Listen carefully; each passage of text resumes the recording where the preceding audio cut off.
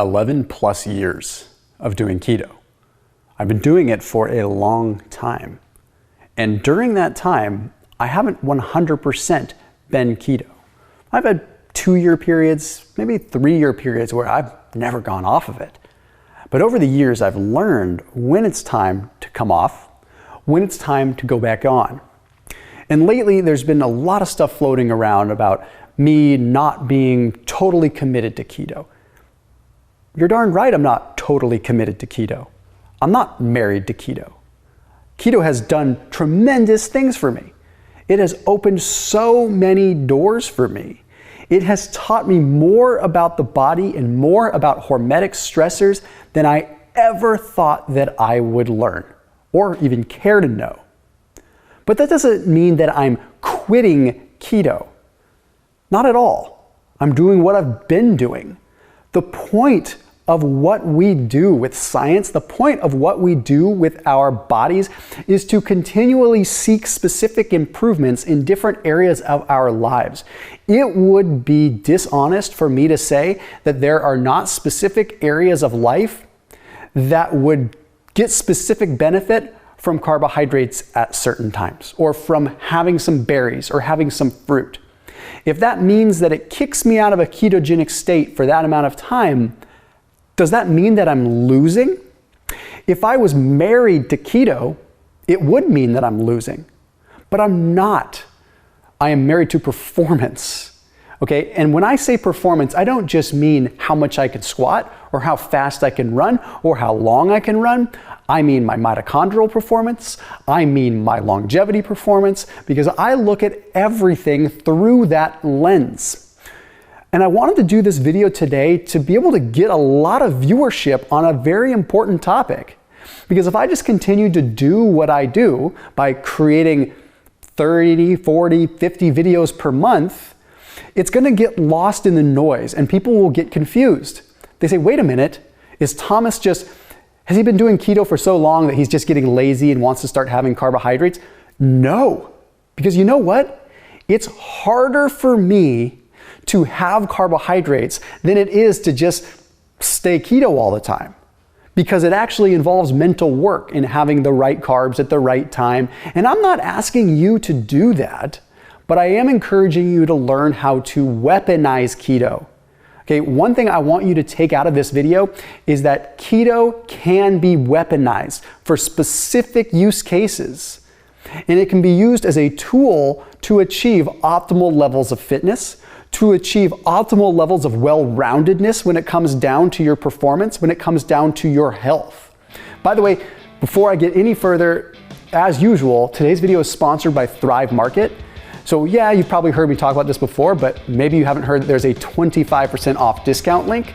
So big thank you to them for the continued support. So Thrive Market, right down below, you can get anything that you're trying to eat for keto. You can do paleo, all kinds of stuff gets delivered directly to your doorstep. Your entire grocery order, entire first grocery order, is 25% off if you use that link down below. Okay, literally. So that way you get 25% off, but you also get to choose a free gift. So I know people hear me talking about Thrive Market, but they don't always let it process that, hey, I can save 25% off my entire first grocery order, but you can also get the kind of foods that I typically recommend on this channel. So definitely check them out down below. Seriously, it is a game changer, and I'm not just saying that. It is an absolute game changer for your time, for your wallet, for your brain, and just for the eye-opening experience of the different kinds of foods you can try. So check them out down below and save some cashola. I understand the desire to be part of a tribe, and I understand the motivation that comes with it. Okay, I'm not leaving the keto community. In a lot of ways, I feel like I'm leading a lot of the keto community in a way to preserve the integrity of keto. Because what we don't want to have happen is have keto viewed as this dogmatic lifestyle. That is why this community gets made fun of a lot. Not because it doesn't work, but because people take it and they take it to an extreme and they become dogmatic about it. Just like vegans can become dogmatic about their diet style, just like paleo people were dogmatic about their diet style. If we make it this dogmatic approach, it takes the seriousness out of it.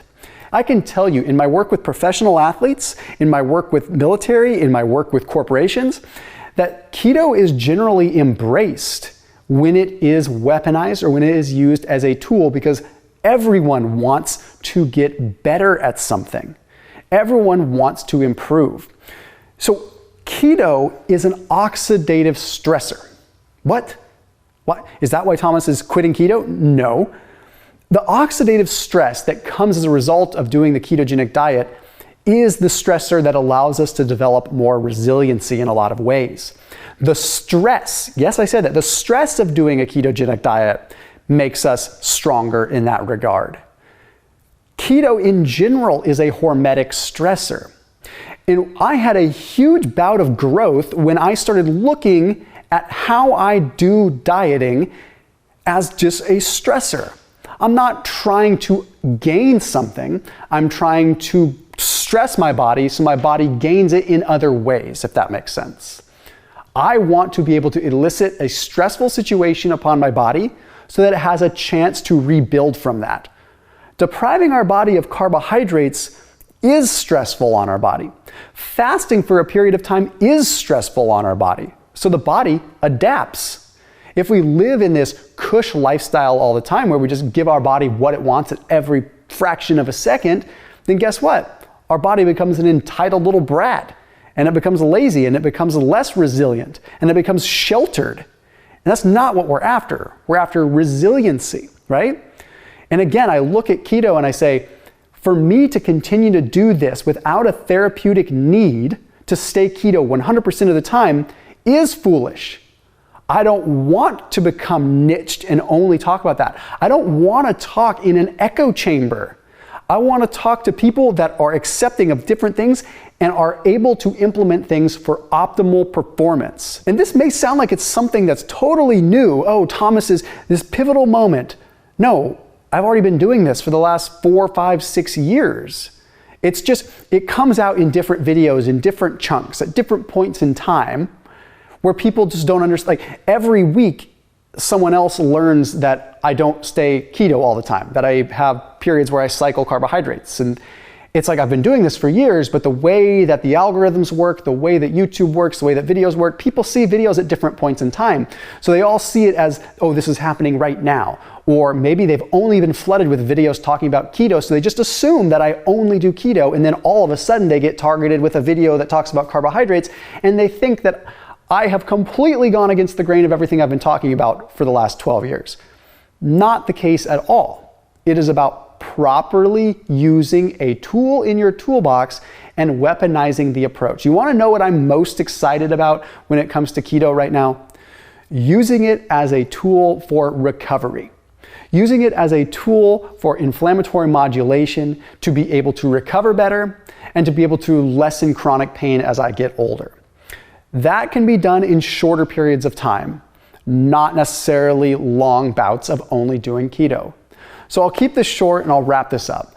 I'm not quitting keto, but I guess you could say I'm quitting being dogmatic about it. Because if you want to do it, heck yes, I will give you every single tool and I will share every bit of knowledge that I have and we can do it together. But if you don't want to do it, I'll also share the tools there. And I will also do that with you. Because we are in this to have fun and to be our own N of 1 experiment. I'll see you tomorrow.